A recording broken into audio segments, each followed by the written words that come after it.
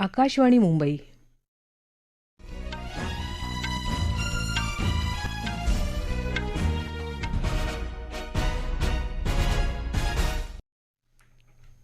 अमिता बडे राष्ट्रीय बातम्या देत आहे. ठळक बातम्या. नागपुरात उद्यापासून सुरू होणाऱ्या हिवाळी अधिवेशनात राज्य सरकार 9 विधेयकं सादर करणार. हिवाळी अधिवेशनात विदर्भातल्या सर्वांगीण विकासासाठीच्या प्रकल्प आणि योजना पूर्ण करण्याचं मुख्यमंत्री एकनाथ शिंदे यांचं आश्वासन. राज्यातल्या शेतकऱ्यांची दुरवस्था आणि कायदा सुव्यवस्था बिघडल्याचा आरोप करत विरोधकांचा चहापानावर बहिष्कार. विधानसभा निवडणुका जिंकल्यामुळं भाजपच्या 8 खासदारांचा राजीनामा.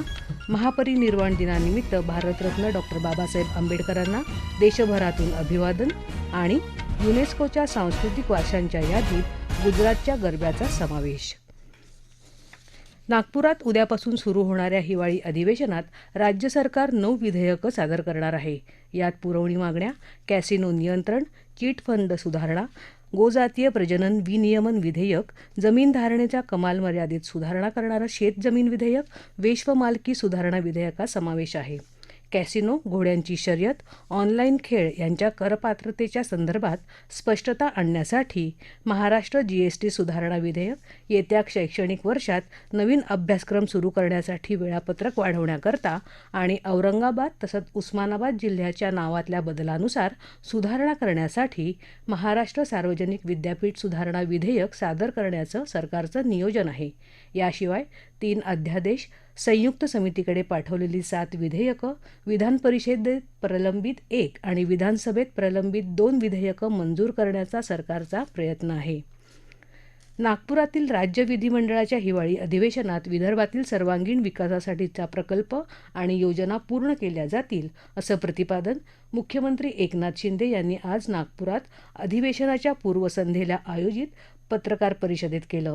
यावेळी उपमुख्यमंत्री देवेंद्र फडणवीस आणि अजित पवार तसंच महायुतीमधील मंत्री उपस्थित होते. अवकाळी पाऊस, गारपीट, दुष्काळग्रस्त परिस्थितीमुळे अडचणीत सापडलेल्या शेतकऱ्याच्या पाठीमागे सरकार खंबीरपणे उभं राहील.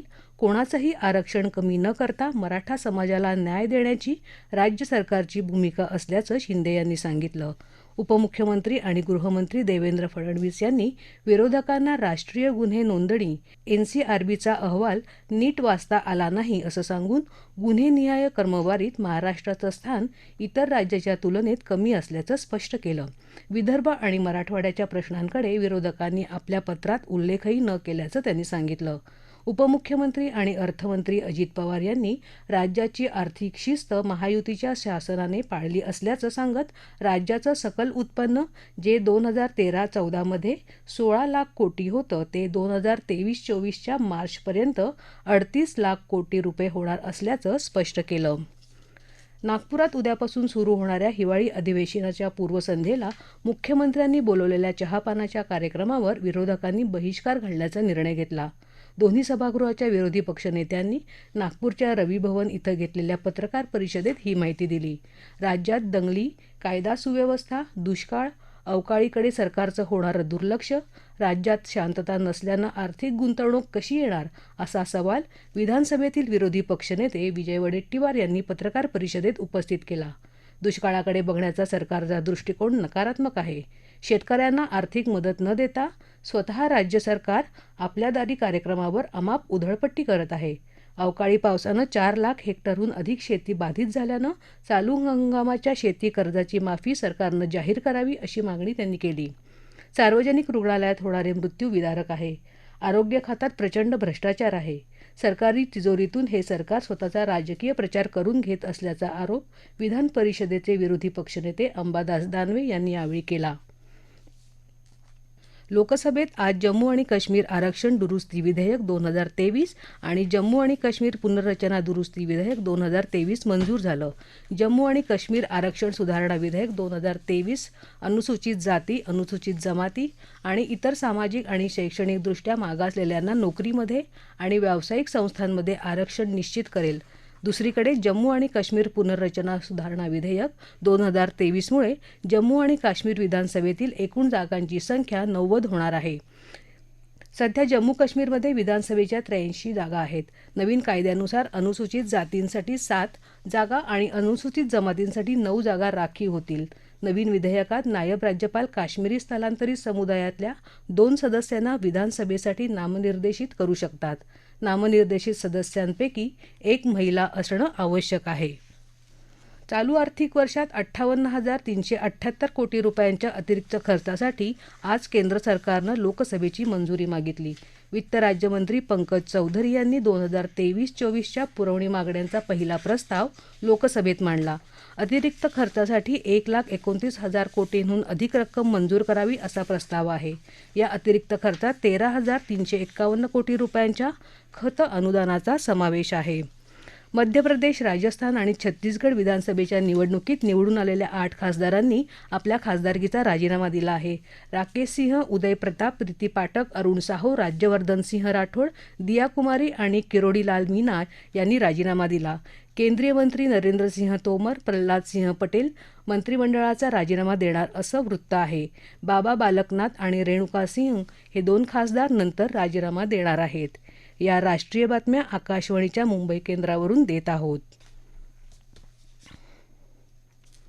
महापरिनिर्वाण दिनानिमित्त भारतरत्न डॉक्टर बाबासाहेब आंबेडकर यांना आज देश अभिवादन करत आहे.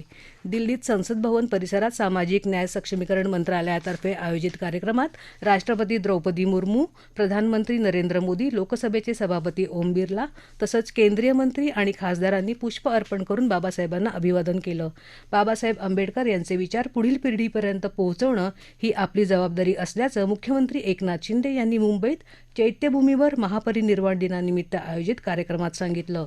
राज्यपाल रमेश बैस तसंच दोन्ही उपमुख्यमंत्री यावेळी उपस्थित होते.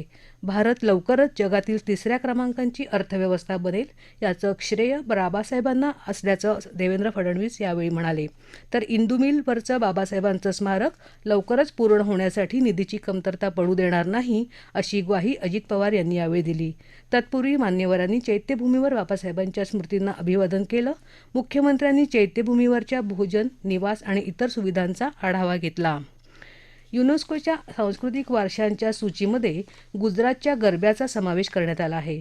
या यादीमध्ये सामील होणारा गुजरातचा गरबा हा भारतातला 15वा वारसा आहे. युनेस्को म्हणजे संयुक्त राष्ट्र शैक्षणिक, वैज्ञानिक आणि सांस्कृतिक संस्था म्हणजे 5 ते 9 डिसेंबर दरम्यान बोत्सवानामधल्या कासाने इथे अभौतिक सांस्कृतिक घटकांच्या सुरक्षेसाठीच्या आंतरशासकीय समितीच्या 18व्या बैठकीचं आयोजन केलं आहे. यात ही घोषणा करण्यात आली. गरब्याचा या सूचीतला समावेश हा आपली समृद्ध संस्कृती, परंपरा आणि वारसा जगाला दाखवण्यासाठी प्रधानमंत्री नरेंद्र मोदी यांच्या नेतृत्वाखालील सरकारनं केलेल्या अथक प्रयत्नांची साक्ष आहे असं केंद्रीय सांस्कृतिक आणि पर्यटन मंत्री जी किशन रेड्डी यांनी आपल्या सोशल मीडिया पोस्टमध्ये म्हटलं आहे. विकसित भारत संकल्प यात्रेच्या माध्यमातून देशातील प्रत्येक गरजू व्यक्तींपर्यंत केंद्र सरकारच्या प्रमुख योजनांचा लाभ पोहोचवण्याचा उद्देश असल्याचं केंद्रीय माहिती आणि प्रसारण मंत्रालयाचे सचिव अपूर्व चंद्रा यांनी आज सांगितलं. ही यात्रा देशातल्या 2,70,000 ग्रामपंचायतींना भेट देणार आहे. यावेळी केंद्र सरकारच्या विविध योजनांची माहिती नागरिकांना देणार असल्याचं चंद्रा यांनी सांगितलं. यात्रेत सहभागी झालेल्या सांगली जिल्ह्यात ब्रह्मनाळ इथल्या स्वप्नवेल स्वयंसहाय्यता बचत गटाच्या अध्यक्ष रुपाली विभूते यांनी सांगितलं.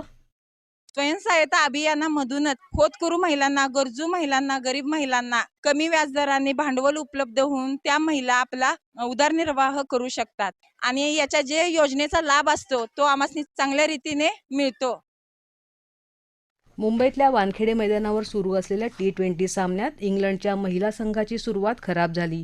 शेवटचं वृत्त हाती आलं तेव्हा इंग्लंडच्या 14व्या षटकात 2 बाद 133 धावा झाल्या होत्या. नाणेफेक जिंकून भारतीय संघानं प्रथम क्षेत्ररक्षणाचा निर्णय घेतला. ठळक बातम्या पुन्हा एकदा. नागपुरात उद्यापासून सुरू होणाऱ्या हिवाळी अधिवेशनात राज्य सरकार 9 विधेयकं सादर करणार. हिवाळी अधिवेशनात विदर्भातल्या सर्वांगीण विकासासाठीचा प्रकल्प आणि योजना पूर्ण करण्याचं मुख्यमंत्री एकनाथ शिंदे यांचं आश्वासन.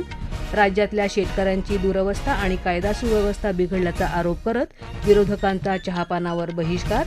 विधानसभा निवडणुका जिंकल्यामुळे भाजपच्या 8 खासदारांचा राजीनामा. महापरिनिर्वाण दिनानिमित्त भारतरत्न डॉक्टर बाबासाहेब आंबेडकरांना देशभरातून अभिवादन. आणि युनेस्कोच्या सांस्कृतिक वारशांच्या यादीत गुजरातच्या गरब्याचा समावेश. याबरोबरच आकाशवाणी मुंबई केंद्रावरचं हे राष्ट्रीय बातमीपत्र संपलं. नमस्कार.